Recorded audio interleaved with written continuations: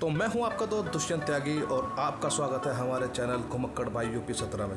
कैसे हैं सारे के सारे। तो आज की वीडियो शुरू करने से पहले यार एक चीज़ आपसे पूछनी थी कि भाई ऐसी बहुत सी कथाएं हैं ना जो हमने बचपन से आज तक सुनी है, कभी टीवी में देखी हैं, कभी किताबों में पढ़ी हैं। तो भाई ऐसी बहुत सी कथाएं, लेकिन एक कथा ऐसी है माता वैष्णो देवी की कि जो ज़्यादातर हमने सबने या तो किताबों में पढ़ी है या टीवी में भी देखी होगी और घर में भी किसी न किसी से सुनी है। हमने कभी सोचा है कथा सुनने के बाद में कि भाई आखिर ये कथा शुरू कहाँ से हुई थी। ठीक है, हम वैष्णो देवी जाते हैं, दर्शन करते हैं, भाई भैरव बाबा के पास भी जो दर्शन करने चले जाते हैं, लेकिन कभी ये सोचा कि आखिर इस कथा की शुरुआत कहाँ से हुई थी। क्या उस गांव में कभी आप गए? कितने लोग हैं जो वैष्णो देवी जाते हैं और उस गांव में जाते हैं जहाँ से इस कथा की शुरुआत हुई थी। चलिए मैं आज आपको उसी गांव में लेके चलूँगा जहाँ से इस कथा की शुरुआत हुई थी। लेकिन उससे पहले ना यार वीडियो को शेयर करना और चैनल को सब्सक्राइब कर देना। तो मिलते हैं इस व्लॉग में, बने रहिए हमारे साथ। तो हमारे इस सफ़र की जो शुरुआत हुई थी वो तब हुई थी जब हम वैष्णो देवी माता के दर्शन करने के बाद वापस कटरा आ जाते हैं। तो कटरा चौराहे पर जहाँ पर RFID कार्ड के लिए रजिस्ट्रेशन कराया जाता है, वहीं से 1-1.5 किलोमीटर आप कश्मीर रोड पर चलेंगे तो वहीं पे ये गांव पड़ेगा जिसका नाम है हंसाली गांव। इसी गांव से माता वैष्णो देवी की इस कथा का आरंभ हुआ था। तो क्या है क्या नहीं वो आपको मैं बताता हूँ, बने रहिए हमारे साथ। तो हम भाई वहाँ से जब दर्शन करने के बाद नीचे आ गए तो अगले दिन हमने सुबह नहा धो के हम उस गांव के लिए निकल पड़े और हम सब चल दिए हंसाली गांव के लिए। तो चलिए यात्रा करते हैं शुरू।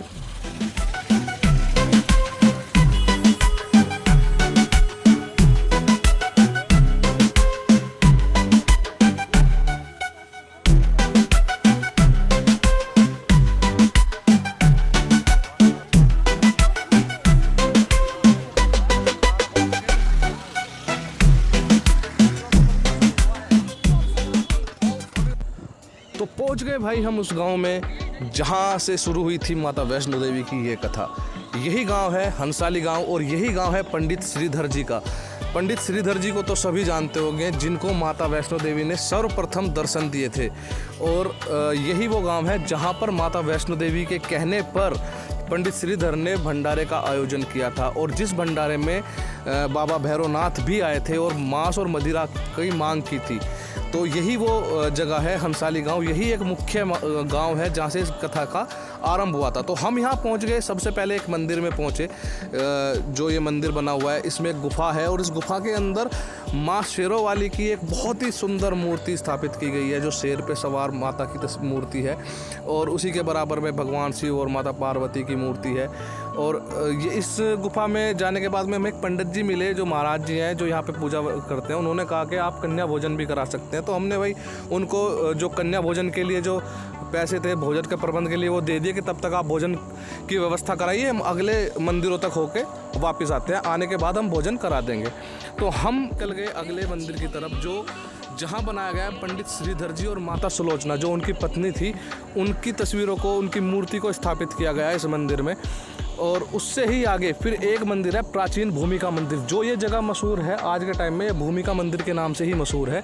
और यही वो मंदिर है भूमिका मंदिर। इसको भूमिका मंदिर इस वजह से कहा जाता है क्योंकि जो माता वैष्णो देवी की जो भूमिका का एक निर्धारण हुआ था, भूमिका जो उनकी थी वो इसी गाँव से शुरू हुई थी, तो इस वजह से भूमिका मंदिर भी कहते हैं। तो इस मंदिर में गए, इस मंदिर में दर्शन करें। इस मंदिर में आज भी बराबर में एक प्राचीन मूर्ति वही है जिसकी पंडित श्रीधर जी पूजा करते थे।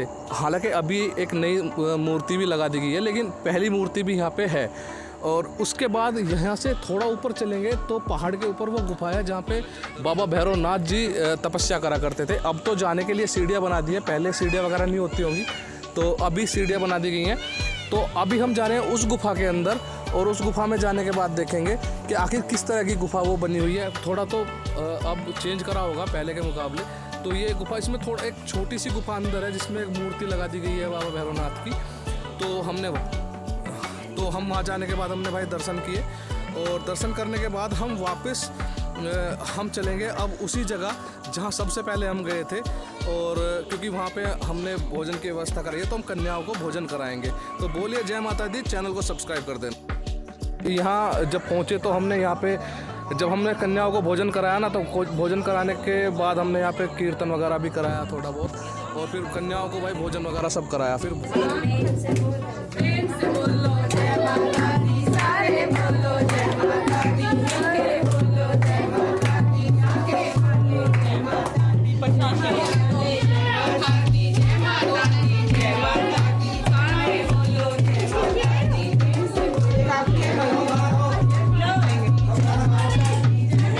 माता वैष्णो देवी की और पंडित श्रीधर जी की कथा कुछ इस प्रकार है कि पंडित श्रीधर जी जो थे वो माता वैष्णो देवी के बहुत बड़े भक्त थे और माता वैष्णो देवी ने उनको स्वप्न में आके दर्शन दिए और कहा कि तुम एक भंडारे का आयोजन करो।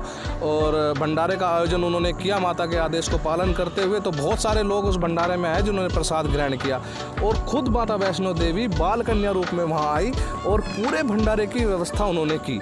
ये बात पंडित श्रीधर जी को भी नहीं पता थी कि वो माता वैष्णो देवी हैं। तो जब बाबा भैरव ने ये सब कुछ देखा तो वो समझ गए कि ये कन्या कोई साधारण कन्या नहीं है। तो उन्होंने ये जानने के लिए कि कन्या कौन है तो उन्होंने भंडारे के अंदर मांस और मदिरा की मांग की। माता ने मना किया और वहाँ से अंतर्ध्यान हो गई और अंतर्ध्यान होकर माता वहाँ से जब जाने लगी तो बाबा भैरवनाथ ने उनका पीछा किया। माता अर्धकुंवारी होते हुए त्रिकुट पर्वत पर पहुंची जहाँ बाबा भैरवनाथ ने उनके साथ युद्ध किया और माता ने फिर उनका शीश धड़ से अलग कर दिया। तो ये था थोड़ा सा सारांश माता वैष्णो देवी की कथा का। अगर आप भी कभी वैष्णो देवी आते हो ना तो और भाई दर्शन करने के बाद वापस घर चले जाते हो तो दर्शन करने के बाद आओ और 1-1.5 किलोमीटर की दूर पड़ता है भाई, जाओ हंसाली गांव में जाओ, हंसाली गांव में जाके वहाँ दर्शन करो, वहाँ की परिस्थिति देखो। वहाँ पे मतलब आप जाओगे तो बहुत अच्छा लगेगा आपको जाने के बाद। और अगर आज की वीडियो भाई अच्छी लगी हो ना, जानकारी अच्छी लगी हो तो चैनल को सब्सक्राइब कर देना, वीडियो को शेयर कर देना ताकि जानकारी औरों तक भी पहुँच जाए। तो बोलिए जय माता दी।